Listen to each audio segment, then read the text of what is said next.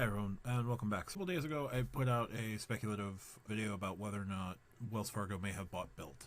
Their financials have come out, their earnings call for quarter 3 came out, and they did not in fact buy Built. There was no mention of Built, any sort of Built acquisition in the call, which makes absolute sense. I was speaking nonsense, right? I was just musing on whether or not it would be a good idea. Still could be, who knows, but since there's such a huge investor in Built, if Built was going to put itself up for sale, I imagine Wells Fargo is in the driver's seat there. And Wells Fargo wouldn't allow another bank to come in and scoop up such a valuable sort of company.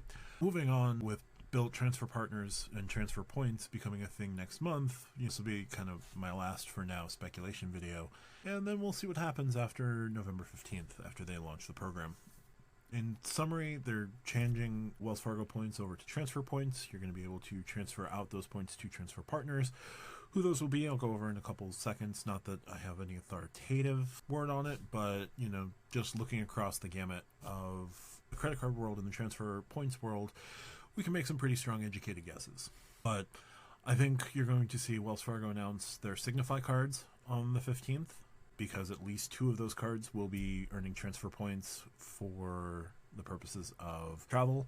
You're going to probably see there's the Signify Cashback, the Signify Cash, which is going to be a cashback card. Probably 1.5% is kind of the norm for businesses, so I would expect that. Anything above that would be incredible.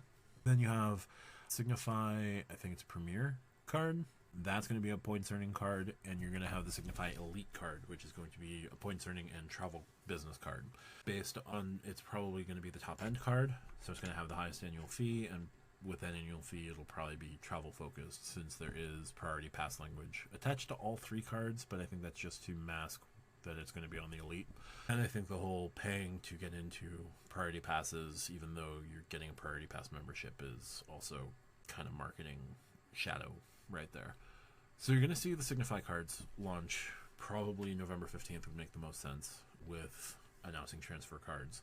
You're going to see the autograph card become an travel card because of its 3x multipliers across the board and being able to transfer those cards out. I think in the future you're going to see a higher end travel card from Wells Fargo, and what that would be, I don't know.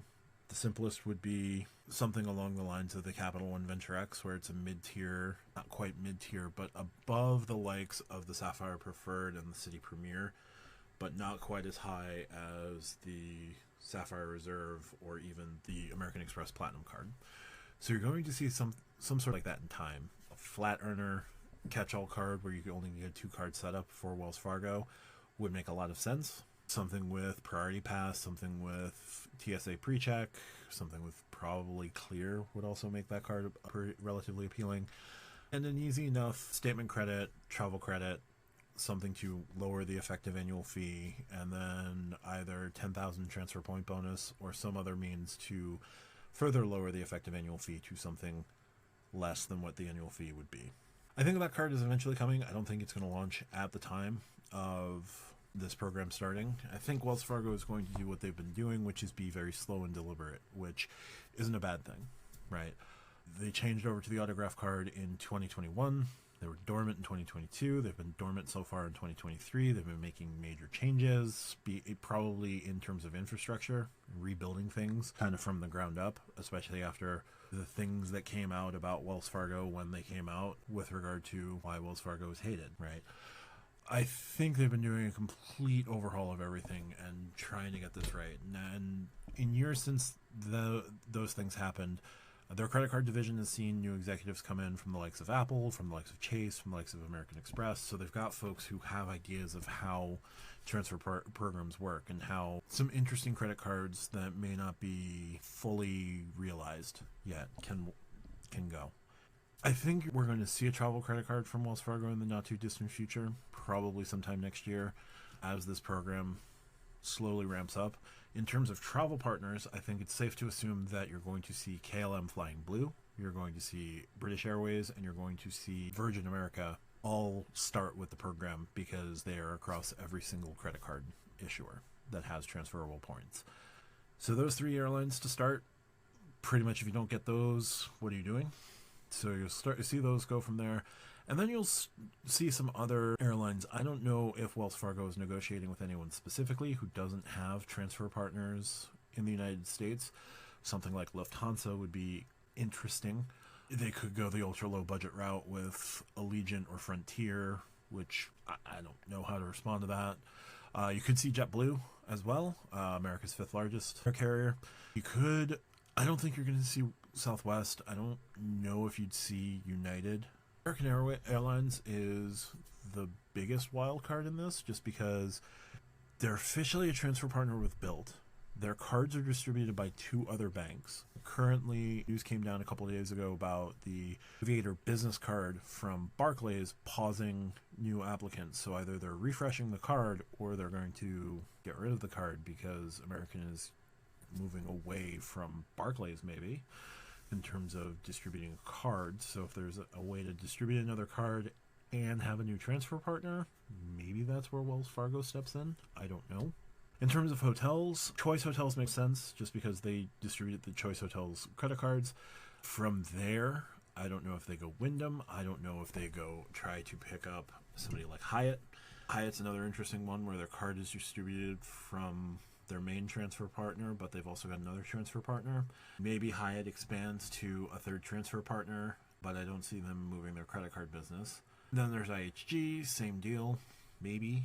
In terms of other hotels, I don't see Accor Live Limitless joining the ranks of Wells Fargo transfer partners. I think they're going to keep it clean and simple to start. A limited number of airlines, a limited number of hotels, maybe 1 or 2. 2 would be the cap, I think. In terms of airlines, 5 or 6 probably would make the most sense. So if they did the 3 that everybody gets, British Airways, KLM, and Virgin America, now it's a question of, do they tack on a Star Alliance partner, and maybe not United, but maybe they try and get Lufthansa and the Lufthansa group, which would also include like LOT Polish and Swiss Air, maybe. Do they try and get one of the other major airlines like Turkish from Star Alliance? Don't know, but there has to be something there. Maybe they go with a more independent airline like Emirates or JetBlue, or they have leveraged their position with distributing the Bilt card to have landed American Airlines. I don't know, just purely speculating, but I think Wells Fargo is going to start very small, very deliberately, and try and grow from there. I think they're going to start off with we know we did bad and this is how we're going to slowly regain your trust play, as opposed to all the points for everyone all the time. So I sort of look at this cautiously. I think they're going to have a limited number of transfer partners to start and grow from there. And, if folks like what they start doing, maybe more folks will sign up, and maybe that'll get them to expand their partnerships, especially with some partner programs kind of looking not necessarily lacking, but the lack of a higher end credit card is possibly hurting them. So we'll see. For now, I'm just going to pause doing these for now. And, if you want, drop your comments. If you like what I do, like, share, subscribe, and let's see what Wells Fargo announces next month. Talk to you soon.